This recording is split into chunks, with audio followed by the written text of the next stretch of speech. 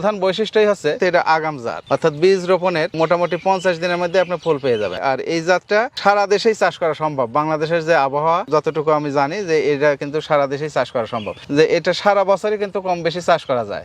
এবং কেরালা জাতের আরেকটা বৈশিষ্ট্য, এর ফুলটা ঝরে কম, সিমের আকার আকৃতি অন্যান্য সিমের তুলনায় কিন্তু অনেক বড় হয়, বাজার মূল্যটা বেশি, কালারটা খুব সুন্দর। এটা 6 থেকে 7 ইঞ্চি একটা সিমের প্রায় দৈর্ঘ্য এরকম হয়ে যায়। আর একটা জিনিস আছে যে কেরালা সিমের বাজার কিন্তু অন্যান্য যে জাতগুলো চাষ হয় অটো সিম সেগুলোর তুলনায় এর বাজার মূল্যটা বেশি থাকে, সবসময় বেশি থাকে। আর একটা বড় বৈশিষ্ট্য, একবারে গাছের শিকড় থেকে শুরু করে উপর পর্যন্ত ম্যান হাইটে যে জাংলাটা করা হয়েছে এই গোটা জাংলাটাই সিমে ভরপুর। এরকম সিম অন্য কোনো জাতে কিন্তু আমি পাইনি। আমি বিভিন্ন মাঠ পরিদর্শন করি। আর এই সিমের আরেকটা জিনিস যে রোগ বালাইটা খুবই কম, বাজার মূল্যটা বেশি। এই সিমের চাষ করে কৃষক সফল হয়েছে। এবং এই আশরাফুল ভাইয়ের যে জমিটা আপনারা দেখতে পাচ্ছেন, এই জমির থেকে কিন্তু বীজও উৎপাদন হয়।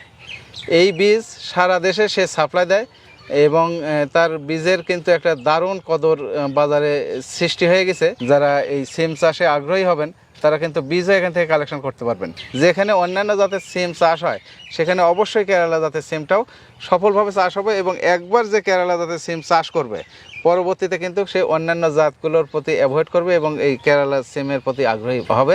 যে সিমের পাতা যদি অতিরিক্ত ঘন থাকে তাহলে কিন্তু সিমের ফল কম হবে, খাবারগুলো পাতাতেই খেয়ে যাবে।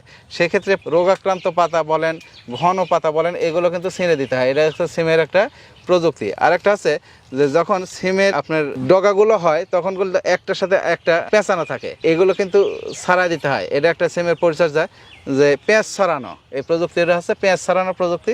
পেঁচ ছড়া দিতে হবে, তাহলে গাছটা লম্বা হবে এবং প্রত্যেকটা গিটে গিটে ফুল আসবে এবং সেখান থেকে ফল হবে। আপনাকে অসংখ্য ধন্যবাদ আমাদের মূল্যবান সময় দেওয়ার জন্য।